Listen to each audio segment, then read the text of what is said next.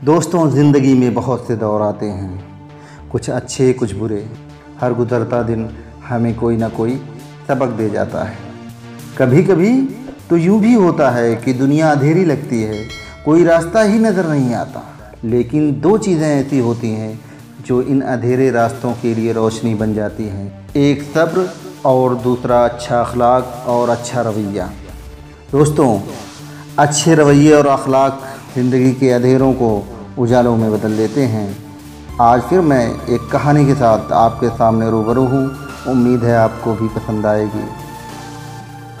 किसी शहर में एक माँ अपने बेटे के साथ रहती थी। बेटा बड़ा हुआ और नौकरी पर लगा तो माँ ने बहू तलाशना शुरू कर दिया। बहुत छान फटक कर बहू को घर ले आई। कुछ दिन तो बहुत आराम और खुशी से गुजरे। फिर दोनों सास बहू को ये एहसास होने लगा कि दोनों का मिजाज तो बहुत ही अलग है और वो शायद एक साथ नहीं रह सकते। सास को बहू के हर काम में नुक्स नज़र आता तो बहू को सास का हर बात पे रोक टोक करना बुरा लगता। नतीजा ये हुआ कि दोनों में झगड़े होने लगे। इन दोनों की लड़ाई में बेचारा शौहर सबसे ज़्यादा परेशान होता। ना वो माँ को कुछ कह पाता और ना ही बीवी को काबू कर पाता। जब पानी सर से ऊंचा होने लगा तो एक दिन बहू तंग आकर एक हकीम साहब के पास गई, जो उसके वालिद के अच्छे दोस्त भी थे। उसने उनसे सारी दास्तान कह सुनाई। वो उसे अपनी जड़ी बूटी में से कोई जहर दे दें ताकि एक ही बार में उसकी सास का काम तमाम हो जाए। हकीम साहब बहुत मामला फहम थे। उन्होंने कुछ देर सोचा और फिर कहा, बेटी मैं तुम्हारी मदद के लिए तैयार हूँ, लेकिन तुम्हें मेरी बातें माननी पड़ेंगी। बहू ने कहा, आप जो भी कहेंगे मैं करूँगी। हकीम साहब ने कहा, बेटी अगर तुम एक ही बार में जहर दे दोगी तो लोग तुम पर शक करेंगे, क्योंकि तुम्हारे ताल्लुकात तो उनसे ख़राब ही चल रहे हैं। मैं तुम्हें कुछ गोलियां देता हूं जिनमें जहर का असर थोड़ा थोड़ा है।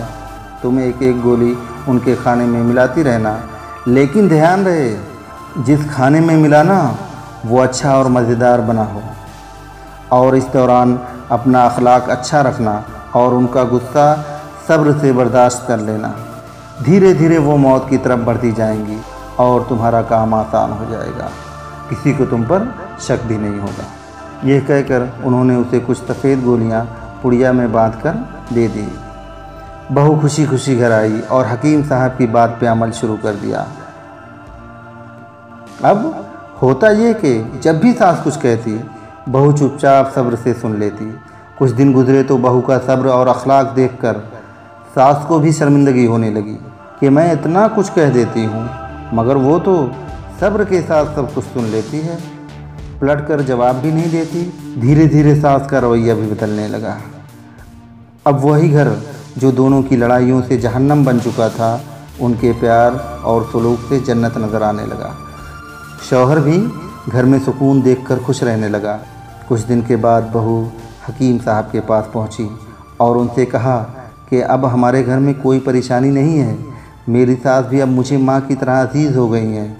मुझे कुछ दवाएं दीजिए ताकि मैंने जो जहर उनके खाने में मिलाया है उसका असर ख़त्म हो जाए। हकीम साहब मुस्कुराए और कहा, बेटी मैंने कोई जहर नहीं दिया था, वो तो विटामिन की कुछ गोलियाँ थी जो उनके लिए सेहत बख्श थीं, इसलिए फ़िक्र की कोई बात नहीं है। जहर तो तुम लोगों की सोच और रवैये में था जो प्यार मोहब्बत की बारिश में धुल गया। इसलिए सब्र का दामन कभी मत छोड़ना और अपना अखलाक बेहतर रखना, क्योंकि ये वो चीज़ है जिसकी कीमत नहीं देनी पड़ती, लेकिन इससे सब कुछ ख़रीदा जा सकता है।